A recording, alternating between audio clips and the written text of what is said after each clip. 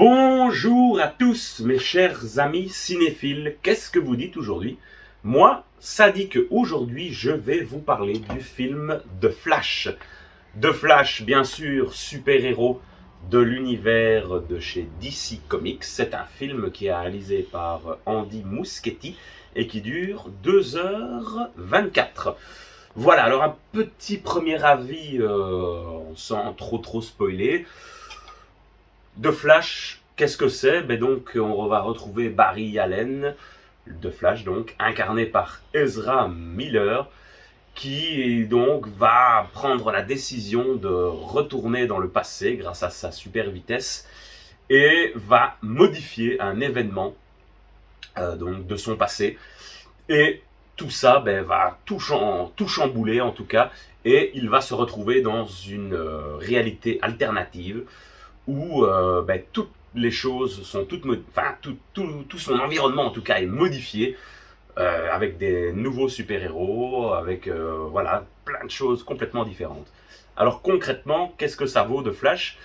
Écoutez, c'est personnellement une bonne petite surprise. J'ai quand même pas mal apprécié ce film. Il faut savoir que les derniers projets de chez DC ont toujours été un peu compliqués, hein. Il y a quelques films qui sortent quand même du lot, hein. Je parle vraiment de l'univers un peu du Justice League avec Zack Snyder.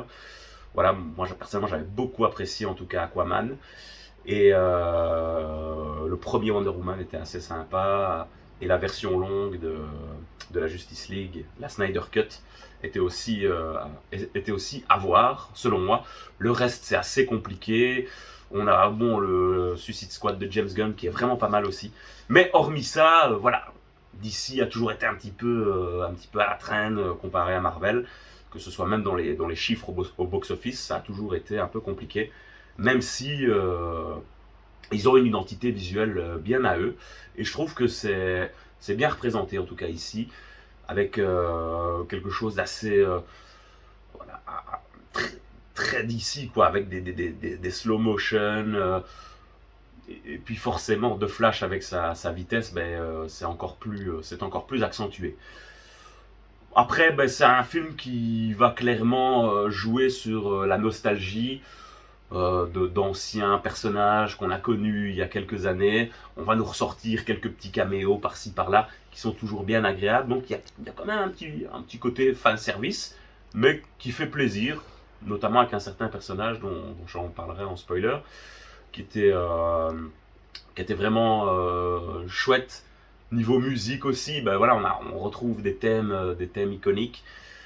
Et ce fameux Ezra Miller, qu'est-ce qu'il vaut concrètement? On sait que ça a fait débat, il a eu beaucoup de problèmes avec la justice.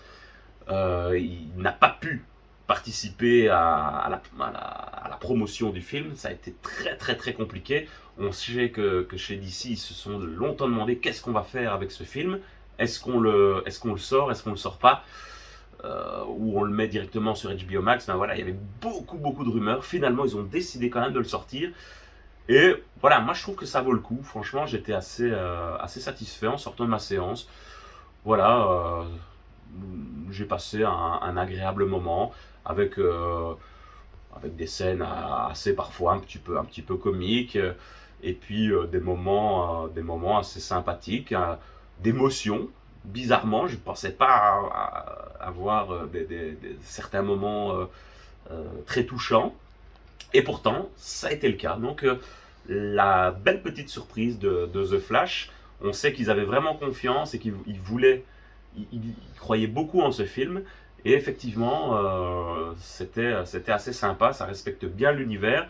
C'est complètement différent de la série de la CW, qui dans ses premières saisons, je trouve, était aussi assez sympathique, très fidèle dans le fameux Arrowverse, avec la série Arrow qui est en parallèle. Le début était assez sympa, et puis bon, c'est parti un petit peu en sucette. Mais voilà, un film de Flash qui ne réinvente pas la formule du super-héros, certes, mais en tout cas, un chouette moment passé devant ce petit film de Flash. Voilà, on va rentrer maintenant dans la partie spoiler. J'ai perdu mes parents. Cette souffrance a fait de moi ce que je suis. J'ai consacré ma vie à essayer de redresser les torts du passé. Comme si combattre le crime allait ressusciter mes parents. Toi, tu as réussi. J'ai du mal à imaginer ce que t'as enduré. Je t'aime, petit sage. T'as perdu ta mère et ton père le même jour. Barry! Appelle les secours! Vite! J'ai remonté le temps pour sauver mes parents. Et au final, j'ai complètement détruit l'univers. Voilà les amis, on se retrouve donc avec la partie spoiler et comme dans Flash avec l'autre version de moi-même, une version alternative. Non, je plaisante, mais en fait je retourne la vidéo, la partie spoiler parce que malheureusement j'ai eu un problème de micro pour en tout cas la première prise, ce qui explique que j'ai pas la même tenue. Mais voilà, c'est un peu dans le thème de Flash avec deux versions de moi-même, on va partir sur ce délire. Alors qu'est-ce que j'ai réellement pensé de Flash en spoilant un petit peu? Ben, c'était assez sympa de retrouver justement Barry Allen et son impact émotionnel qu'il a, où il veut repartir vraiment dans le passé et changer le cours en tout cas de son histoire, de l'histoire de sa maman en tout cas, où il va aller dans ce supermarché pour modifier et le cours du temps, ce qui va complètement altérer en tout cas la réalité, et il va se retrouver dans une réalité où sa maman est encore en vie, où ses parents ont vécu donc une belle vie, et Barry qui grandit donc un petit peu protégé par ses parents, et donc le Barry de la première réalité, on va l'appeler comme ça, se retrouve confronté à lui-même finalement, et dans une version qui n'a pas encore en tout cas ses pouvoirs de Flash, un mec un petit peu lourdeau, qui a forcément pas tout à fait le même vécu que le premier Flash. Et donc voilà, très vite on va se rendre compte qu'il y a un souci, que le fameux général Zod, grand ennemi de Superman, arrive dans cette réalité et est venu clairement pour tout détruire, en gros, et Flash n'aura pas d'autre choix que d'essayer de reformer une équipe de la Justice League, sauf que dans cette réalité, ce n'est pas tout à fait la même chose. Il n'y a pas de Wonder Woman, il n'y a pas d'Aquaman, et il n'y a pas le Batman de Ben Affleck. Attention, petite nuance, et donc ils vont retrouver un autre Batman, un Batman beaucoup plus vieux, qui est incarné par notre vieil ami Michael Keaton, ce vieux Batman des années 80 que nous avons tous suivi étant plus petits. Et ça faisait plaisir vraiment de voir Michael Keaton qui s'éclate vraiment dans son rôle. Ça, c'était vraiment super. On nous a ressorti toute la musique, l'équipement de Batman, la vieille Batmobile, le vieux costume, les mêmes répliques qu'on avait eues à l'époque. Donc il y a clairement là une grosse dose de fanservice, mais qui c'était pas pour me déplaire. Moi personnellement, j'ai trouvé ça assez sympa. Ça m'a donné un petit peu envie de revoir ces films Batman. Ça fait bien longtemps d'ailleurs que j'avais envie, mais bon, ce sera peut-être l'occasion du coup maintenant, après avoir revisionné ce film.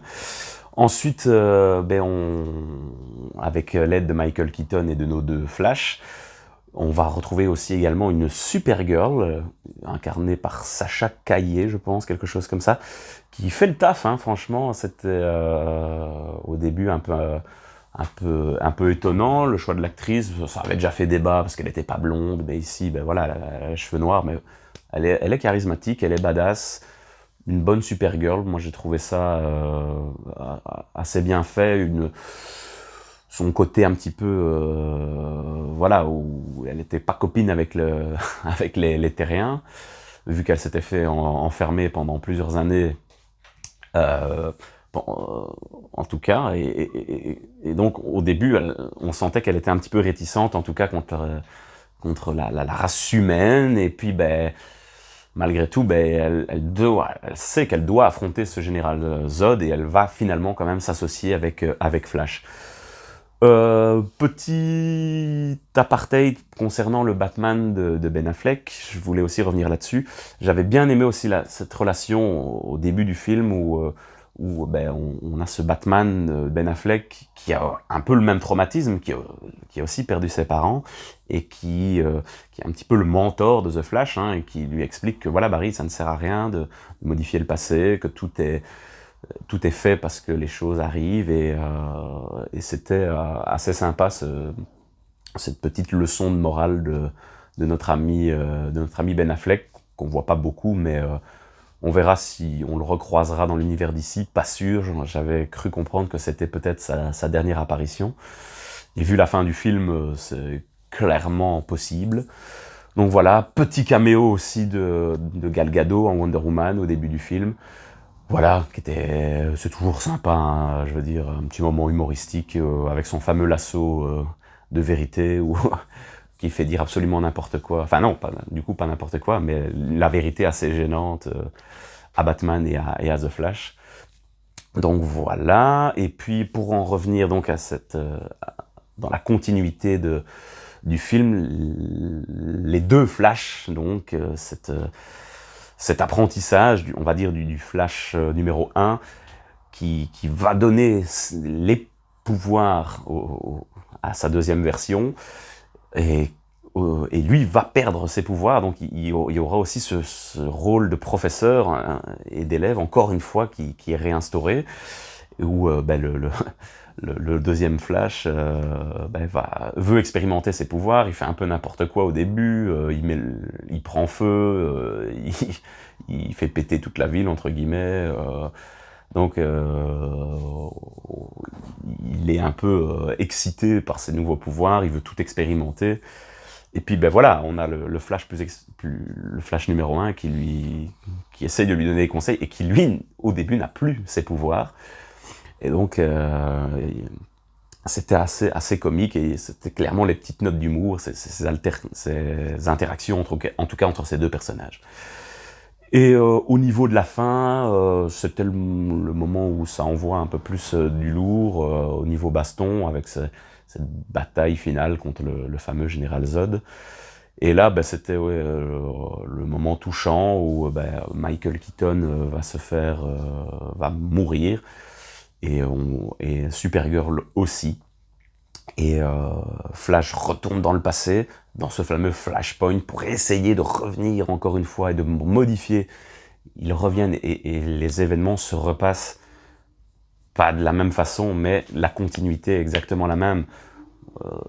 Et là, il s'installe une espèce de boucle temporelle qui était assez intéressante, où le premier Barry se rend compte finalement que tout est voué à l'échec dans cet univers, et que cet univers est voué à être détruit. Il ne peut malheureusement rien faire, et la deuxième version ne veut pas l'accepter, et cette deuxième version continue à chaque fois à revenir dans le passé, ce qui crée ce fameux Reverse Flash qui est complètement névrosé, et qui lui veut tout arranger, mais c'est plus possible, ça le détruit. Il est en train de détruire toutes les réalités parallèles, tous les univers qui s'entrechoquent, et on voit à quel point tout est en train de partir réellement en sucette.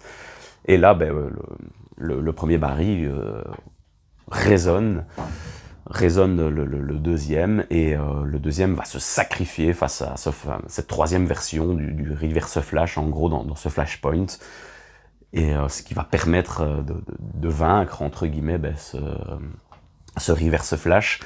Et là,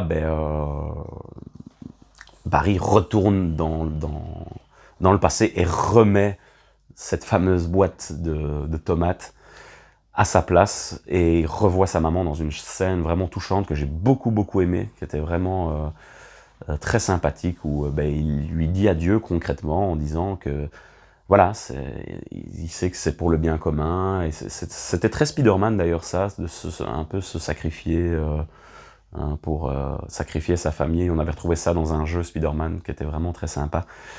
Et il dit adieu, voilà, à sa mère, et il revient dans sa réalité, où il pense que tout est remis convenablement à sa place. Et là, le film se termine avec un appel de Batman, sauf que ce n'est plus du tout la version de Ben Affleck. Et là, on a, dernière petite surprise du film, on a George Clooney qui revient faire un petit caméo à la fin, en Bruce Wayne. Et le film s'arrête un peu comme ça, donc on verra qu'est-ce que ça tease pour la suite. Est-ce qu'on va revoir George Clooney? Pas sûr, mais voilà, pourquoi pas, on attendra plus d'informations. Il y a une petite scène post-crédit qui tease, à mon avis, un petit peu Aquaman 2, où Flash et Aquaman sont dans un bar, et puis il lui donne un diamant.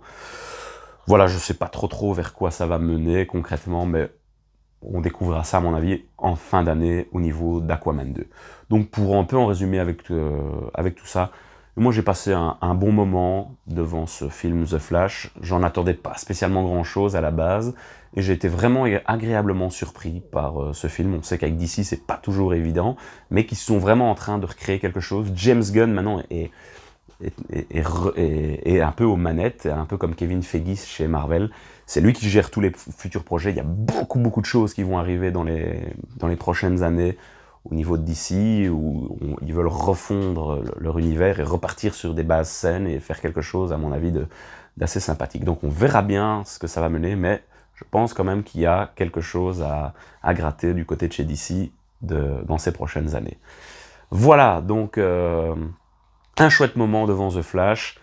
N'hésitez pas à aller le voir pour vous faire un avis et éventuellement en discuter avec moi en commentaire sur ce que vous avez pensé de ce film. Voilà, on se retrouve très vite sur la chaîne pour débriefer d'autres films, d'autres séries, de foot, de rencontres. Il y a beaucoup de choses qui sont en train de se refaire au niveau du programme. Et on se retrouve très vite sur la chaîne de Del Piazza. Salut les amis, à bientôt.